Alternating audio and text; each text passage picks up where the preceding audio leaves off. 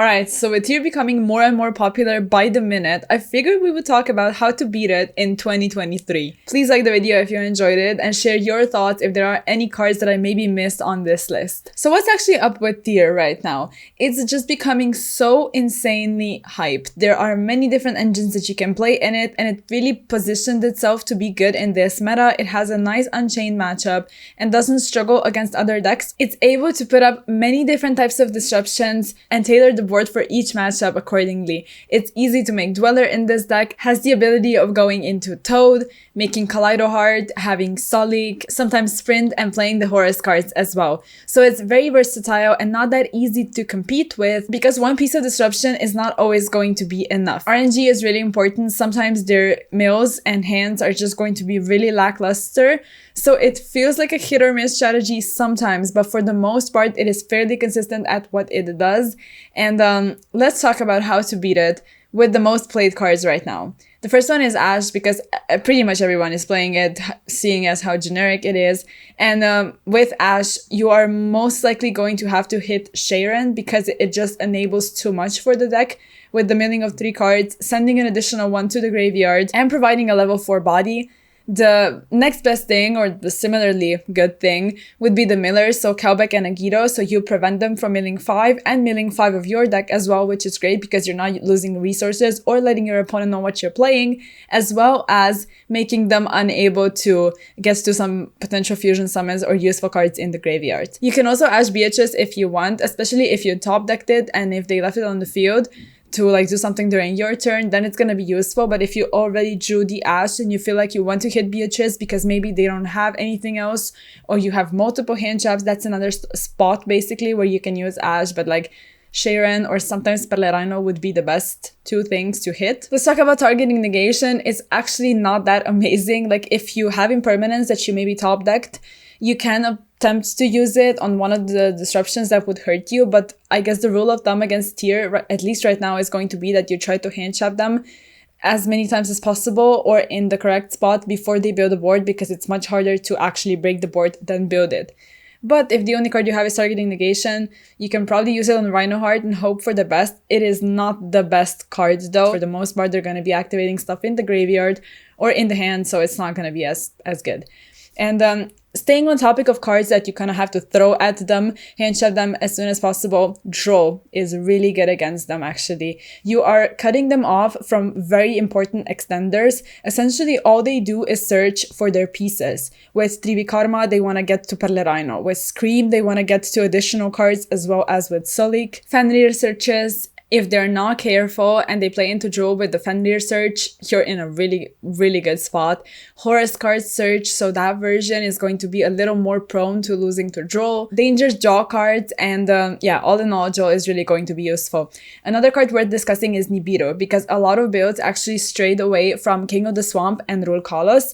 They're trying to put up either Kaleido Heart or Totally Awesome as soon as possible, so they get some kind of value or negation. In the case of Toad, if you Nibiru them, but it's not always going to be the case. Like they're not going to be realistically achieving that every single time. So Nibiru actually comes in clutch a lot of times because they will summon a ton and maybe they won't be able to get to a negation early. So keep the Nibiru in your deck. I think it's going to be really useful. Now there's a couple more important things we need to discuss. Bestios are the number one thing.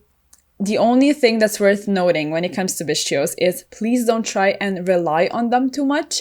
Like, yes, they are important, they are good, but one Bestio sometimes is not going to be able to achieve enough.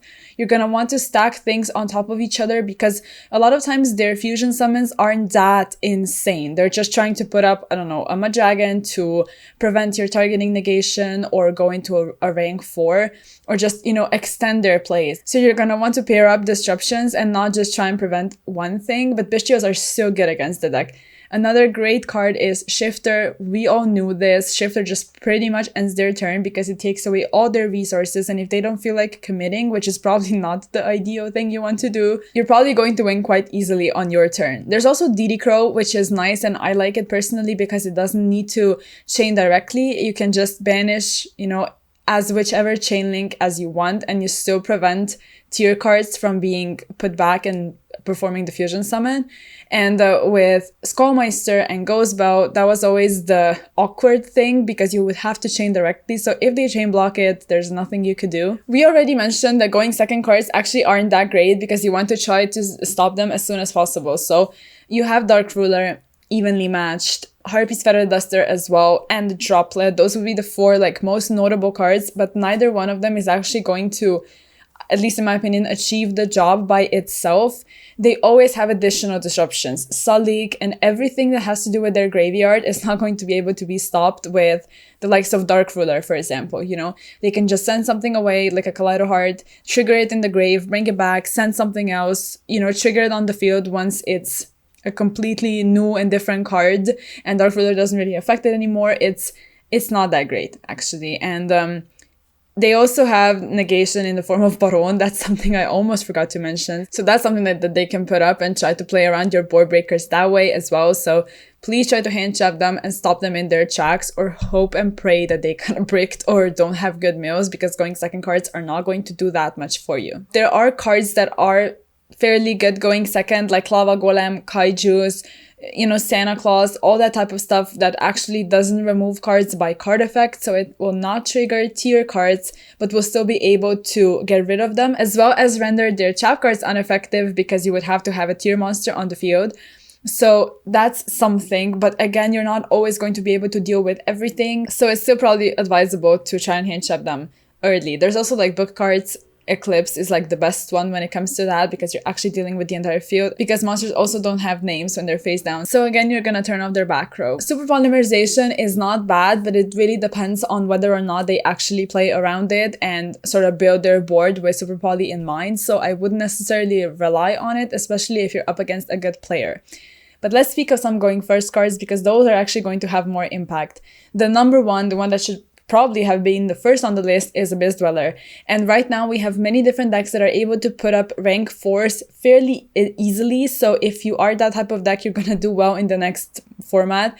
And that's also why Rescue Ace is performing as well as it is, because it can easily go into Abyss Dweller and just combat tier that way. So Dweller is incredible. It really, really hurts them. D-Barrier is the next one. It is only for one turn though, and it is a little bit more slow. So that's the downside, but you can try and stop them with that card. There's also DDG, so again, a slower card, but has some impact. And there's a couple other ones that are like, I guess, worth mentioning, but since they are not searchable, they're not exactly at the top of our list. One of them could be potentially searchable with Thrust, that's Gravekeeper's Inscription. It was always good against this deck, but never saw a ton of play because we had that very, very tiny format with only one event where Gravekeeper's Inscription was actually like legal and also useful, and then tier got severely hit, and it's on the rise just now, which is months later, but the card is good. And with Earth Shattering Event, that one is not searchable, so it's not as incredible, and it feels a little too niche,